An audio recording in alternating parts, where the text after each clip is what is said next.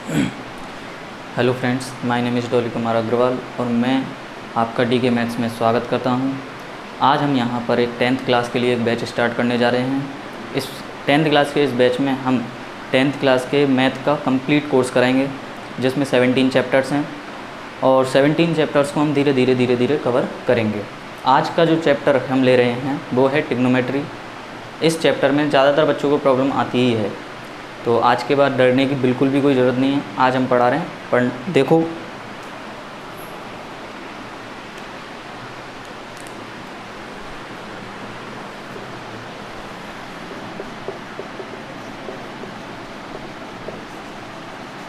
Chapter का नाम है ट्रिग्नोमेट्री, यानी कि त्रिकोणमिति।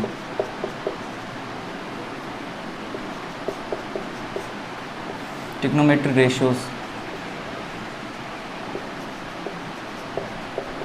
त्रिकोणमिति अनुपात। ये 7 चैप्टर है, क्लास 10th। ठीक, तो ये ट्रिग्नोमेट्री में हमें क्या पढ़ना होता है, ये किसके लिए लागू होती है, सबसे पहले तो हम देखते हैं। तो इससे पहले हमने एक वीडियो डाली थी जिसमें ट्रायंगल्स के टाइप बताए थे। तो उसमें एक टाइप ऑफ ट्रायंगल बताया था मैंने, राइट एंगल ट्रायंगल। तो राइट एंगल ट्रायंगल क्या होता है? राइट एंगल ट्रायंगल जिसका कोई एक एंगल क्या होता है 90 डिग्री, कोई एक, एटलीस्ट एक नहीं, मैक्सिमम 1 ही हो सकता है, एक से ज़्यादा तो हो ही नहीं सकते। उस दिन बता दिया था मैंने, उस वीडियो में अच्छे से क्लियर किया है कि किस तरह से एक से ज़्यादा नहीं हो सकते। जब हम 2 को करेंगे 90 + 90 करेंगे, तीसरा अपने आप 0 हो जाएगा, तो 0 हो नहीं सकता। इसलिए तो एक ऐसा त्रिभुज जिसमें एक एंगल क्या होता है 90 डिग्री का होता है, वह कौन सा होता है? राइट एंगल ट्रायंगल होता है, समकोण त्रिभुज होता है। तो ये पूरी प्रश्नावली समकोण त्रिभुज के ऊपर बेस्ड होती है। सबसे पहली बात क्या है कि ये पूरी प्रश्नावली हमारी समकोण त्रिभुज के ऊपर ही बेस्ड है। हम जो भी पढ़ेंगे वो समकोण त्रिभुज को आधार मान के करेंगे। इस प्रश्नावली में हम जो भी पढ़ेंगे वो एक समकोण त्रिभुज को आधार मान के पढ़ेंगे। तो हम इस समकोण त्रिभुज से ही स्टार्ट करते हैं। सबसे पहले हम एक समकोण त्रिभुज बनाते हैं।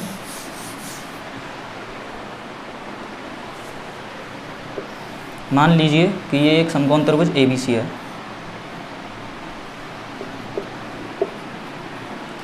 ये 90 डिग्री है। अब हमें इसमें कोई एक रेफरेंस कोण मानना पड़ेगा, ठीक है। तो मान लिया जाता है कि ये एक थीटा कोण है, इसका इस सिंबल को बोलते हैं थीटा। क्या बोलते हैं? थीटा। हमारा जो भी कोण बन रहा है वो थीटा पे बन रहा है। हालांकि कोण तो यहाँ पे भी बन रहा है, यहाँ पे भी बन रहा है, पर हम इसके रेफरेंस में बात कर रहे हैं अभी के लिए। हम इसको बेस बनाकर काम करेंगे। तो ये थीटा अगर यहाँ पे है तो थीटा के सामने वाली जो भुजा होती है, थीटा के जस्ट सामने वाली जो भुजा होती है, अपोजिट साइड की जो थीटा के अपोजिट जो साइड होती है वो क्या कहलाती है? परपेंडिकुलर कहलाती है। तो ये वाली जो साइड होगी वो होगी परपेंडिकुलर। हिंदी में इसको बोलते हैं लंब। क्या बोलते हैं? लंब। 90 डिग्री के जस्ट सामने वाली जो भुजा होती है, 90 डिग्री के जस्ट सामने वाली भुजा जो होती है वो भुजा होती है कर्ण। कौन सी होती है? कर्ण। इंग्लिश में हम बोलते हैं इसको हाइपोटेनस।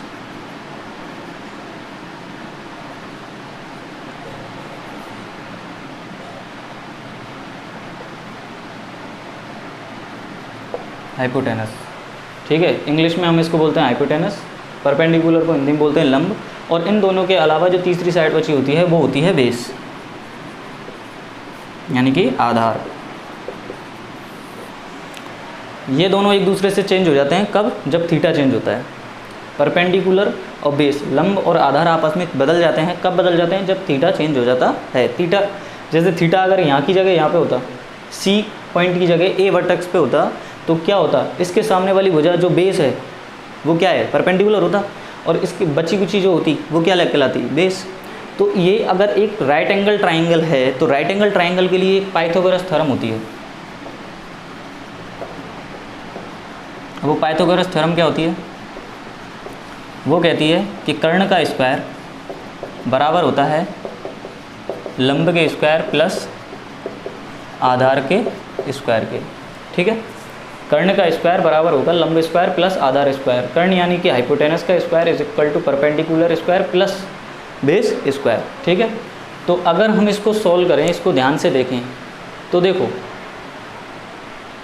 इसको आप समीकरण 1 दे दो अभी के लिए, या फिर इसमें पहले हम नाम दे लेते हैं कर्ण का। कर्ण के लिए अगर हम बात करें तो कर्ण कौन सी भुजा है? AC, तो इसको हम लिख सकते हैं AC का स्क्वायर बराबर लंब हमारे लिए कौन सी है? AB, यानी कि AB का स्क्वायर प्लस आधार कौन है हमारे पास? BC, तो ये होगा BC का स्क्वायर। ठीक है, अब हमने ये सब कुछ देख लिया। अब हम बात करते हैं त्रिकोणमिति है क्या, त्रिकोणमिति में पढ़ना क्या है। तो इसमें हमें 6 रेशियोज पढ़ने होते हैं।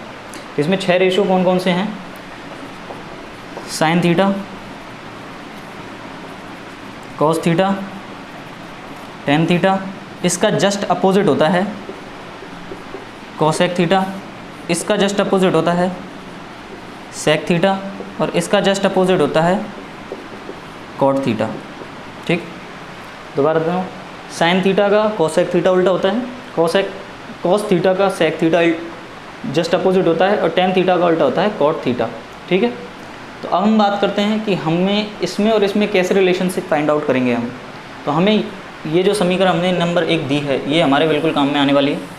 तो इससे हम जो भी फाइंड आउट करेंगे यहाँ से निकलेगा। अब देखो हमारे पास इनके कुछ मान हैं, हमारे पास इसकी कुछ वैल्यूज़ हैं, हम कैसे इनको मतलब साइन थीटा अगर हम देखें तो इसमें साइन थीटा कैसे हम निकालेंगे, कॉस थीटा हम निकालेंगे तो वो कैसे निकालेंगे, टेन थीटा हम निकालेंगे तो वो कैसे निकालेंगे।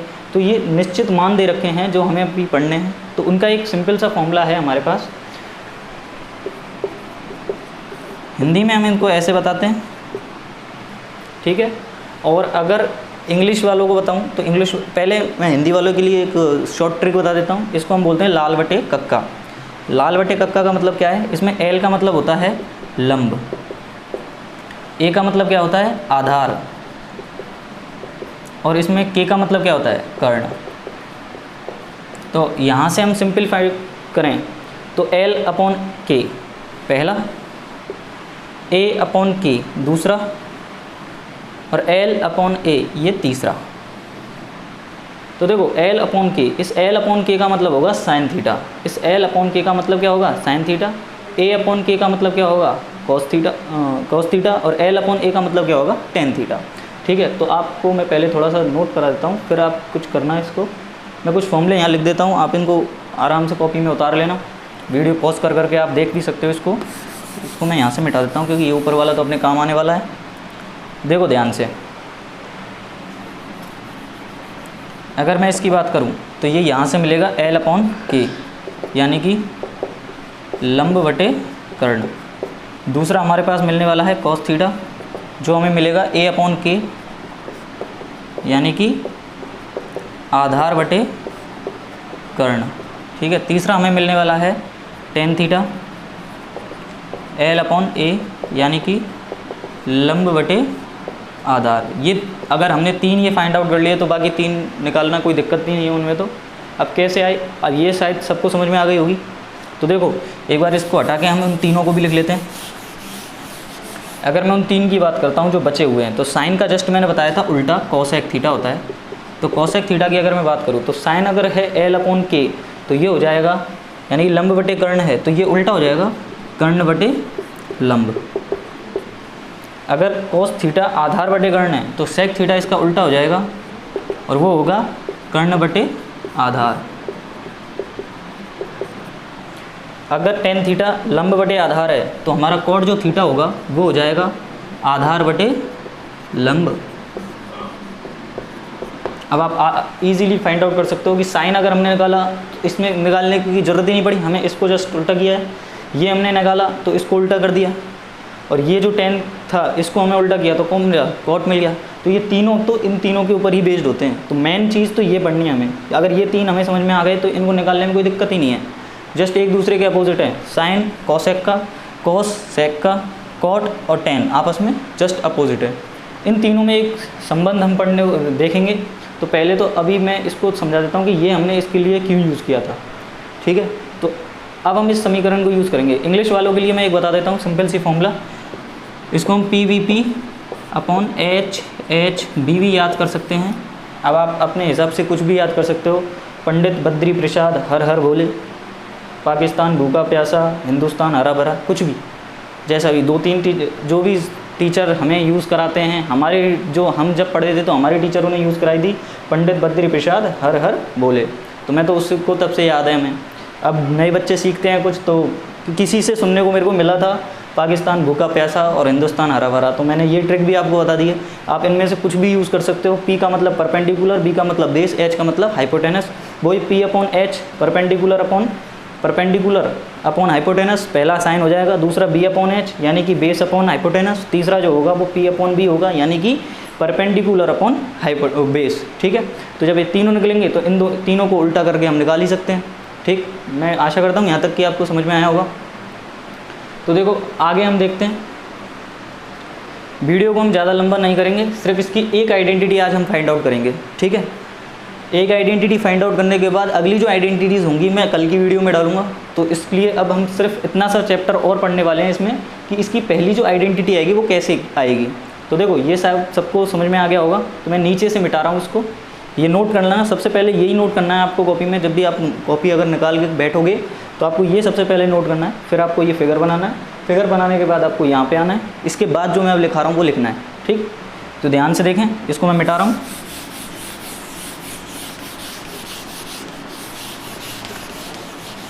हमने दो वो पढ़ी हैं, मतलब शॉर्ट ट्रिक्स। एक तो लाल बटे कक्का, ये तो हिंदी वालों के लिए वो है, क्या बोलते हैं इसको, संजीवनी बूटी, लाल बटे कक्का। ठीक है, और ये इंग्लिश वालों के लिए संजीवनी बूटी। आप दोनों में से, आप हिंदी मीडियम अगर अच्छे से पढ़ रहे हो, हिंदी इंग्लिश दोनों मैशअप करके पढ़ते हो, तो आपके लिए दोनों ही पॉसिबल हैं, दोनों ही याद कर सकते हो आप। और ऐसा कुछ भी नहीं है कि इंग्लिश मीडियम वाले बच्चे पे प्योर इंग्लिश आती है, ऐसा कहीं भी नहीं है। बहुत बड़े बड़े स्कूलों में ऐसा होता है, छोटे छोटे स्कूल में तो होता ही नहीं है। आसपास के 2, 3, 5, 10 ज़िले भी मिलेंगे ना, तो भी यहाँ ऐसा बच्चा नहीं निकलेगा जो बिल्कुल प्योर फ्लुएंटली इंग्लिश जानता हो। तो आपको तो सिर्फ इतना करना है कि हमें हिंदी भी आनी चाहिए और इंग्लिश भी आनी चाहिए। ठीक है, मातृभाषा हमारी हिंदी है, बहुत सारी जगह हमारे काम आएगी हिंदी। ठीक है, तो इंग्लिश भी पढ़ो और हिंदी भी पढ़ो, दोनों का ज्ञान हमें होना चाहिए प्रॉपरली। ऐसा नहीं बच्चा कुछ कह रहा है तो समझ में नहीं आ रहा हिंदी में। ठीक है, और हमारी जो वीडियो चलेगी वो इंग्लिश और हिंदी दोनों में ही चलेगी। ऐसा नहीं है कि प्योर इंग्लिश में ही इंग्लिश में चलेगी। जहाँ पे भी कुछ शब्द आएंगे तो मैं उनको हिंदी और इंग्लिश दोनों में ट्रांसलेट करके ही बताऊँगा। ठीक है, पर ज़्यादातर हमारी पॉसिबिलिटी होगी हिंदी मीडियम, क्योंकि मैं एक हिंदी मीडियम का ही टीचर हूँ। ठीक है, हालांकि इंग्लिश मीडियम पढ़ाता हूँ, वो कोई दिक्कत नहीं है। ठीक, आगे हम बात कर रहे थे कि इक्वेशन नंबर 1 इसकी हम बात कर रहे थे। तो इक्वेशन नंबर 1 से हमने क्या देखा, देखो इक्वेशन नंबर 1 हमने यहाँ देखी थी कि कर्ण, लंब और आधार। अगर मैं इस तीनों में किसी एक का भाग दे दूँ, किसी का भी, अब मेरे इच्छा है कि मैं कर्ण का भाग दे दूँ दोनों तरफ, ये एक पार्ट ये रहा, एक पार्ट ये रहा। इक्वेशन क्या होती है जिसमें 2 पार्ट होते हैं, एक RHS होता है, एक LHS होता है, इक्वल बीच में होता है, यही तो इक्वेशन होती है। तो इक्वेशन में अब देखो LHS भी है RHS भी है और बीच में क्या है हमारे पास, इक्वल का साइन भी है। तो ये एक इक्वेशन है। अब इस इक्वेशन में क्या करेंगे हम, इस इक्वेशन में हम कर्ण के स्क्वायर का भाग देंगे, यानी कि AC स्क्वायर का भाग देंगे दोनों तरफ, डिवाइड करेंगे AC स्क्वायर से। तो हम लिखेंगे यहाँ पे डिवाइड